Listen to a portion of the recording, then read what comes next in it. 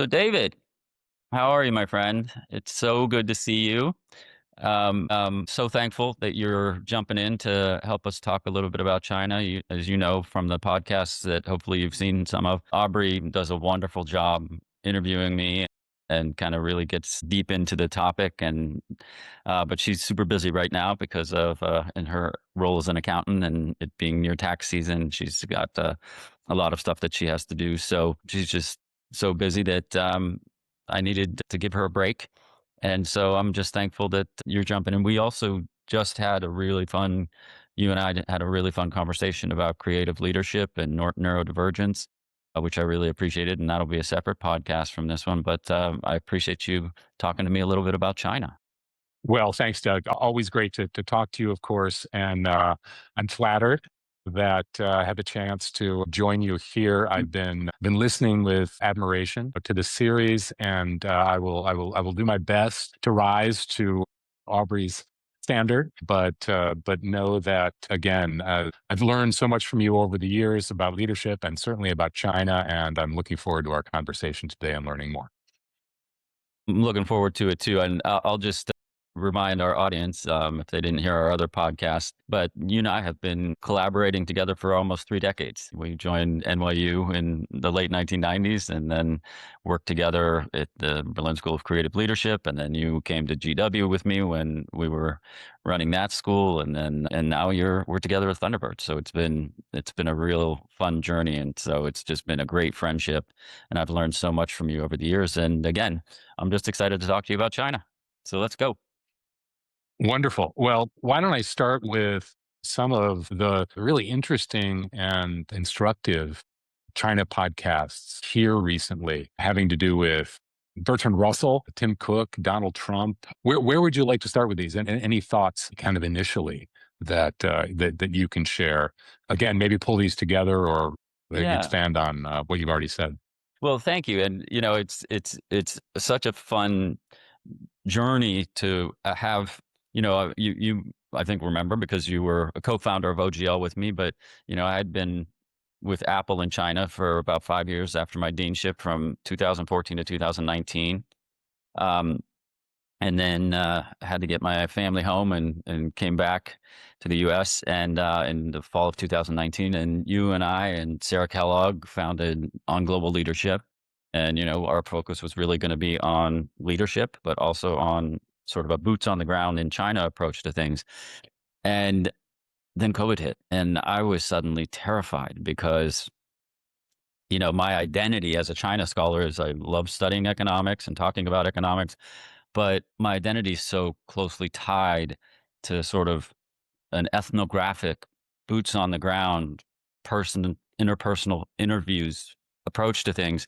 What does COVID mean? Like, if I can't go to China, how's this brand going to work? And so I immediately picked up the phone and called my old friend Diane Long, who is, was in China. She recently passed away, sadly. But, at that point when I called her, she had been in China since the 1980s. And she was one of my friends and mentors. And her husband, Dashel Chen, also was a major force for me. And then their business partner, Chris Gao. And so they became my on the ground partners, and we all write together and talk together and think together about things. And, they help us think through the articles that we write and that then become the basis for podcasts, but they also sometimes write really interesting creative things. And so sorry for the long-winded introduction, but one of the pieces, we've been talking and thinking about, the Trump visit, which was supposed to happen March 30th to April 3rd. It's been put off for 5 weeks. We think a lot about the fact that Tim Cook, jumped in and went instead. But I'll start with, as we're talking about visits, Bertrand Russell. I don't know if people have heard of or know who that is, but he wrote a book called The Problem of China in 1922. He spent 1921, that year, in China lecturing. So over 100 years ago, 105 years ago, I guess. Um, and it was amazing to write about him and think about him. And this was really collaborative work with my China team. But to think about how important visits to other places are to get sort of a deep ethnographic understanding of things. I mean, I think you and I agree that that's a really important part of teaching leadership and teaching how we do things. And so we wrote this article on the Bertrand Russell piece because 105 years ago, Bertrand Russell, you can read that book today, and he would basically nailed it.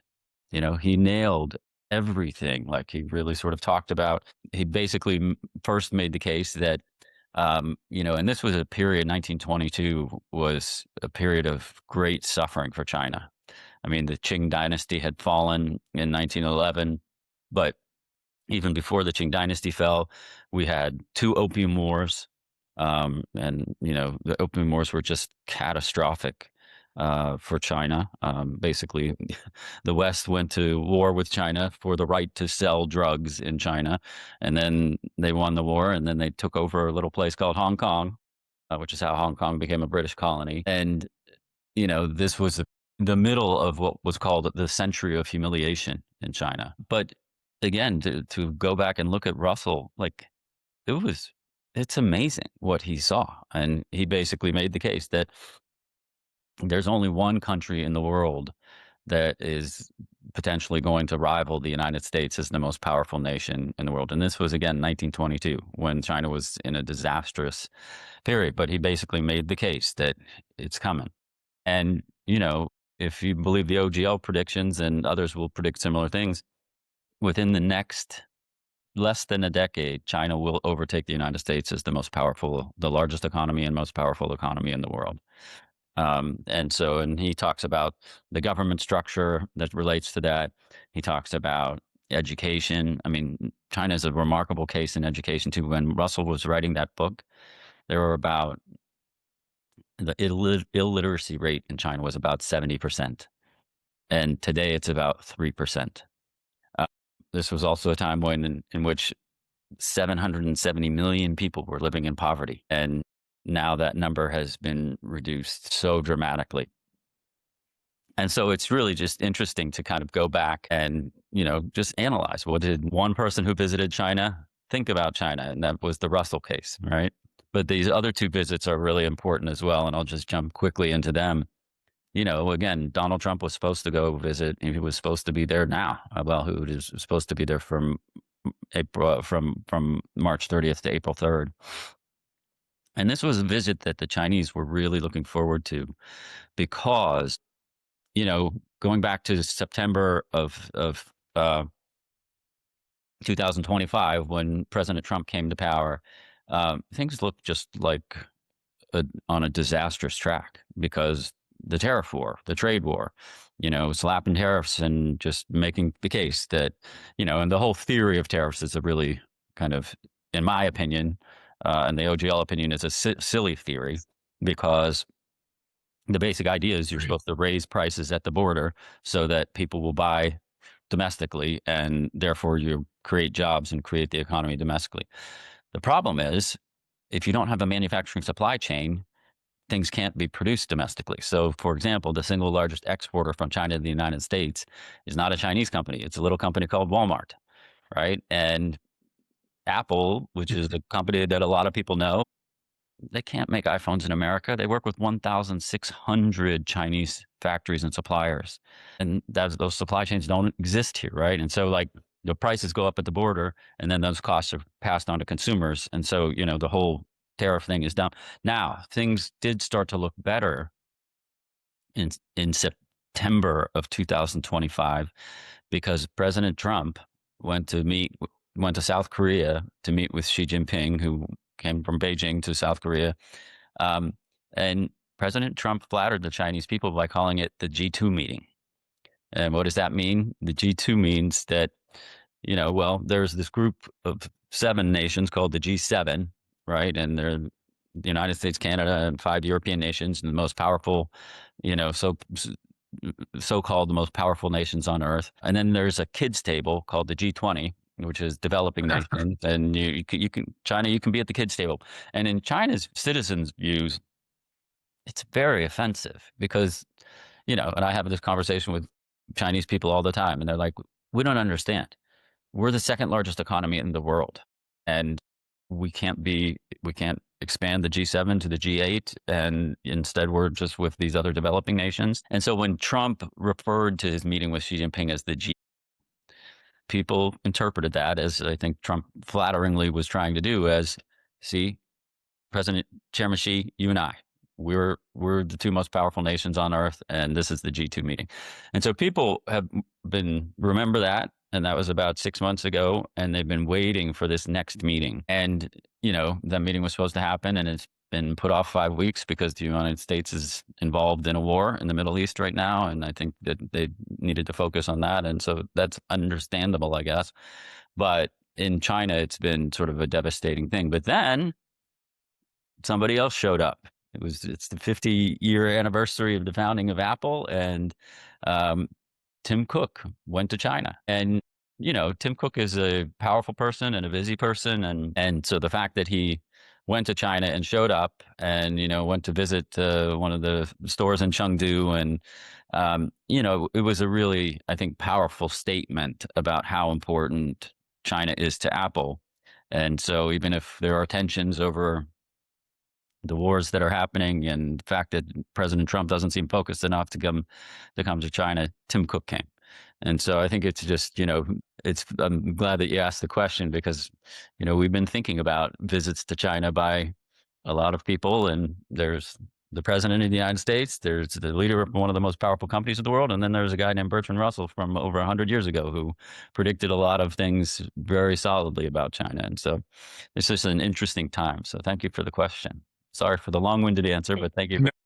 It's fascinating. In fact, I'd love to unpack each of those three, but let me ask, maybe in a forward-looking way, about the one of those visits which is still to come. And you mentioned the 5-week postponement of President Trump's visit. I'm curious, do you think will have changed 5 weeks later, specifically because of the war? And again, I know we're not talking about Iran and what's happening in the Gulf, but that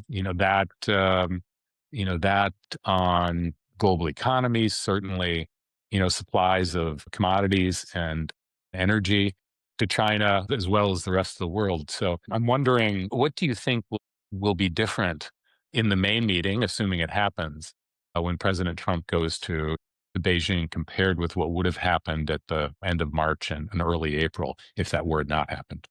Well, it's a great question. I mean, I do know that already people in China, and we have lots of contacts in the government, and we talk to as many people as we can.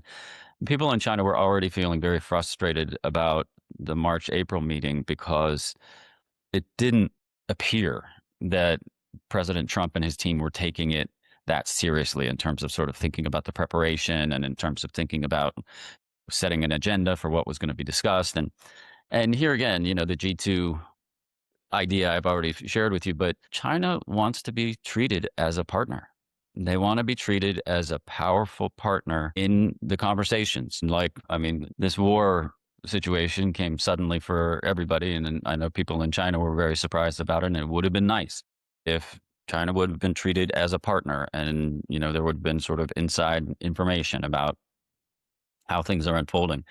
And so, my hope is that this kind of dynamic reemerges. And so putting things off by 5 weeks, sort of allows the Trump team to kind of think carefully about what it is that it means to kind of treat Chairman Xi as a partner and treat China as a partner, both, in things like those things that are happening in the Middle East, but also just in global political economy issues. And, there have been tensions around the Prime Minister of Japan's comments about Taiwan not too long ago, and that's really kind of set a chilling state into the circumstances of China-Japan relations. There have also been, concerns over the situation in Venezuela, and and then not too long ago, the Canadian Prime Minister visited Xi Jinping in China and had very positive meetings. And so, like, I think China really does want to play this sort of broker kind of role. And to answer your question, my hope is that the Trump administration takes it seriously, and that they think very carefully. about how to treat China as a partner because it's important. China is the second largest economy in the world. And as I often say when I'm talking about the Chinese economy, we're married to China.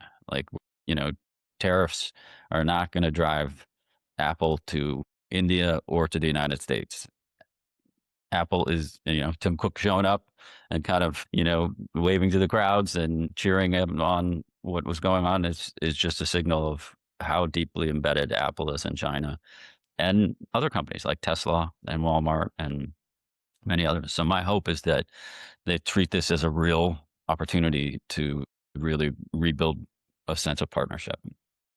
And take it seriously and Yeah. demonstrate that seriousness. Yeah. Yeah. 100%.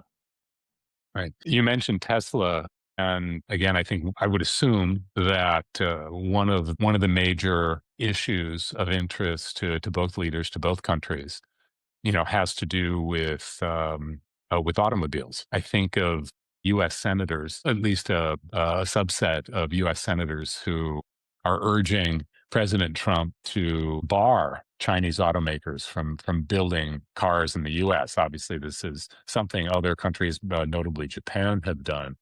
But I'm curious what your thoughts are about that issue, not least in light of what you've just described in terms of the seriousness and partnership that is so vital to the Chinese to see from any sort of visit and ultimate negotiation.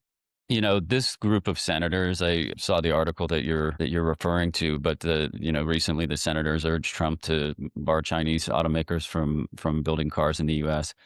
I was so furious, David. This is the dumbest thing we could possibly do because China has far and away the most sophisticated manufacturing supply chain in the world, right? And we have, we people talk about us, China stealing our jobs.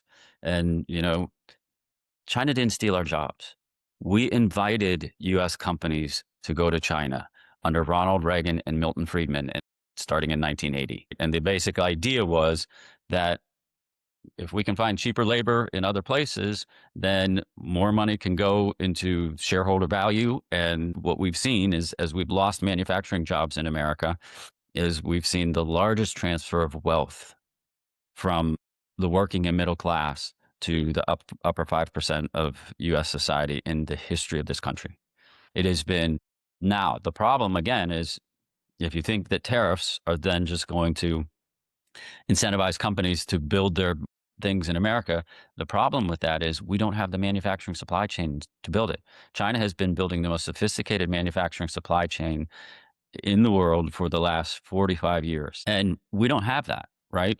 And so if tariffs are set up to create jobs in America, it's going to take us decades to rebuild a manufacturing supply chain. And China has more experience now with how to build the most sophisticated manufacturing supply chain in the world, right? So it's been part of my agenda and idea is to urge people to do exactly the opposite of what these senators are doing, which is to say, we need partnership with China so that we can learn how to build the most sophisticated manufacturing supply chain in the world in America so that we can create jobs.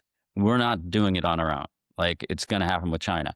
And the one example that I'll give you that, it's not in the automobile industry, but, based on the CHIPS Act under Joe Biden, about $5.3 billion was given to the state of Arizona to incentivize a little company called TSMC to invest in the desert and build fabrication sites. And, thus we did this for reasons that we're worried about, the tension with China over chips and who controls them and et cetera. That was really the logic of it. But what happened was TSMC initially committed 160 billion to building their fab sites in Arizona. Now that number has gone up to 500 billion. So $500 billion is being invested in building a manufacturing supply chain in Arizona. Can you imagine how dramatically that changes the economics of the state? I mean, it's just, and so, to go back to the question Transformative. you, it's amazing. I mean, it's transformative. It's $500 billion that's being invested in building fabrication sites that are going to create jobs. It changes everything. So like if the whole idea is like, how do we get a working and middle class and manufacturing jobs back to America? We need expert investment. And so TSMC is one case, and it's a Taiwanese company, but China's automobile makers are another case, right? And if we wanted to create jobs in Michigan, we should be welcoming them. We should be saying, come, build partnerships with us. So I just don't understand what these senators are thinking. It just, now it's interesting. I have my own tensions with Trump over lots of things, but apparently I hadn't seen this in the news, but not too long ago, I think it was in January, Trump was in Detroit and he was just sort of riffing, and he was saying, and if Chinese automobile makers want to come here and build factories and create jobs, that'll put people to work. It seems great to me. And so that's the impetus for this thing from these senators. And, again, in my opinion, I have lots of places where I disagree on Trump's policies and things that he's doing, but that was the right mindset. The right mindset is, yes, we should welcome Chinese automobile makers here because that will create jobs and it will help teach us the most sophisticated manufacturing supply chains in the world. So, Yeah, and I think thank you for that. And yes, in the spirit of not just taking each other seriously, it's an opportunity for everyone and for the world to grow together. yeah. So what you're describing makes a lot of sense. Speaking of the rest of the world and maybe zooming out from China and the US specifically, I also saw recently the Gallup organization, they do an annual survey about how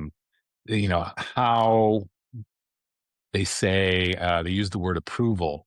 They talk about the favorability or perceptions of different countries. Last year, the last year of which they completed one of these surveys, was the first year that global approval of China surpassed the U.S. Yeah. And I think that China's global approval rating was 36% in support of that country's leadership, and U.S. leadership saw its approval rating drop to 31%. And obviously, 2025, that was before what's been going on with the war in the Gulf. But I'm just wondering if you have some thoughts, about these ratings, and as I say, U.S. China perceptions, yes, but globally as well. People from around the world kind of shifting how it is that they're seeing China, especially relative to the U.S. Yeah, it's a great question. I saw that article too, and it was, it's a remarkable thing that this is the first time, I think, since as long as they've been doing this poll, that China has surpassed the United States in favorability ratings. And it's a remarkable moment. I mean, again, as a China scholar, I don't want to say I get excited about these moments because I think we're in a really, really tense, critical moment between U.S. China relations, and it's at a critical state of affairs. But it's also a time when we need to hear what China scholars have to say, and we need to be thinking deeply about just the ways in which China is navigating the world and the United States is navigating the world. It is a really interesting time also just to kind of think about sort of more negative view of the United States in the world right now, but also the ways in which China is really emerging as, a powerful, important superpower that is, shaping a lot of the manufacturing and economics of the world right now. And I think it's also a really interesting and important time because, we think about things like communism and authoritarian dictatorships but China is working very hard to contribute to the world in dramatic ways, and they're self-interested in doing this. But they're winning, and I'll give you just one concrete example that is just one small data point, but I'm sure it helps. So China, as part of its developmental process, has reformulated or restructured the BRICS economy. So Brazil, Russia, India, China, and initially it was South Africa, but about 9 other countries have reformulated that process, and so it's a really powerful sort of, China is the leader of the global South, if you will. People in China were very, this circumstance now is very twisted, but people were very proud of the fact that Xi Jinping was the person who brokered the peace deal between Saudi Arabia and Iran. This is about 2 years ago. So you got the BRICS economy, you got Chairman Xi doing things in the Middle East that are working to help make things more peaceful there, at least before our war broke out. And then you have something called the Belt and Road Initiative, right? And the Belt and Road Initiative it's again economic opportunism, but it's Chinese companies. I was in Shenzhen a couple of weeks ago, and I was giving a talk to a group of CFOs, and it was about 300 CFOs in China. And I was like, I'm not a CFO. Like, are you sure you want me to talk? And they were like, yes, but you write a lot about Chinese companies going global. There's a term in Chinese called chuhai, which means to go out into the sea. And we want you to talk about that. It's a really interesting time because the Belt and Road Initiative is about China, going out into Asia and into Africa and really building an infrastructure that allows them to be very successful. Just one other data point, when under Doge, when Elon Musk and others were making decisions to cut funding like USAID, and USAID was, whether or not you like the fact that we're giving funding to the world, like a lot of countries and people in Africa depended on that money. So suddenly USAID is gone, right? Guess who's stepping into the void to invest in those countries where there used to be USAID money? That would be China. Right. And so again, you start to see, like, when you see a Gallup poll and you're like, well, how do these things work? Well, they actually work in very, very basic, fundamental ways that are tied to who's being supported by whom. Right. And so when you're, part of a global economy and you're a poor nation in Africa and China is helping you build railways and roads,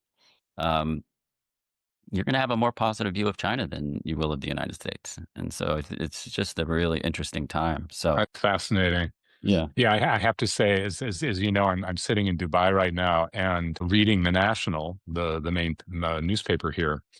Uh, it wasn't a full-fledged debate, but there was one writer who was talking about a potential um, a turn in language to describe this region, Emirates, but also the Gulf. And what I'm about to say, some might consider an Iranian talking point, but the fact is, it was published in the Emirates. Said, yeah, we may in the future need to shift from describing our region as the Middle East and instead refer to it as Western Asia.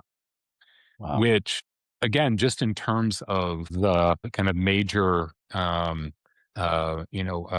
major guideposts for orienting a post for our geography and thinking about the world, that really struck me because obviously this is the region unto itself, but where it sits, in the world matters That's and how fascinating. it's referred to.